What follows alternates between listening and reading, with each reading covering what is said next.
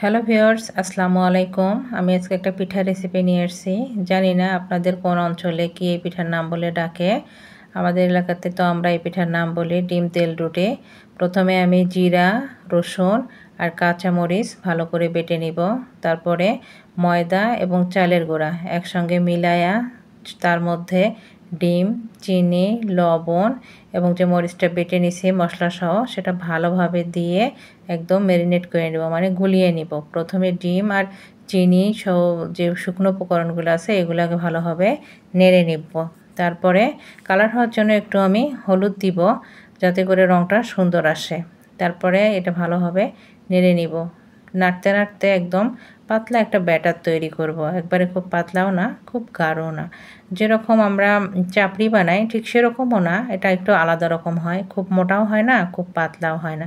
এটা মিডিয়াম, যেরকম আমরা চালের রুটিগুলো বানাই খুব পাতলা, ঠিক সেই রকম হয়। একদম পিনপিনা পাতলা হবে।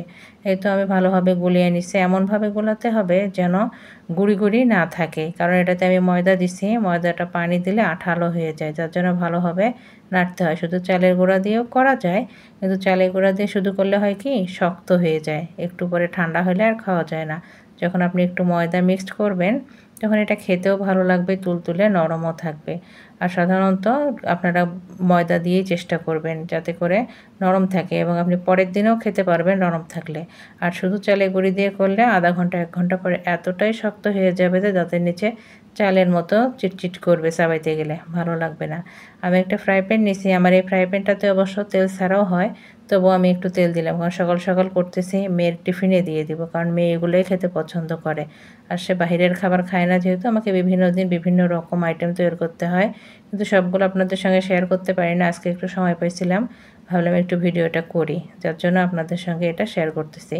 আমরা এটাকে ডিম তেল রুটি বলি। আমার মেয়ের ভীষণ পছন্দ এই খাবারটা, যার জন্য মাঝে মধ্যেই করা হয়। কিন্তু আজকে সকালে সে বলল যে মা ভারী কিছু খাবার দাও, কোচিং করে আসতে আসতে লেট হয়ে যায়, সে সকালে যায় একদম 5টায় আসে, যার জন্য এই ভারী রুটিটাই বানিয়ে দিছি আজকে। এটা অবশ্য আপনারা রসমালাই কিংবা দইয়ের সঙ্গেও খেতে পারেন, মিষ্টি দই অনেক মজা লাগে তখন।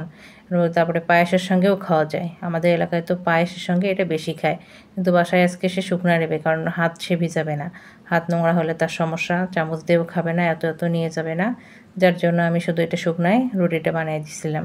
খেতে অবশ্য অনেক মজা হয়েছিল। দেখেন হলুদটা দেওয়ার কারণে কত সুন্দর একটা কালার চলে আসছে।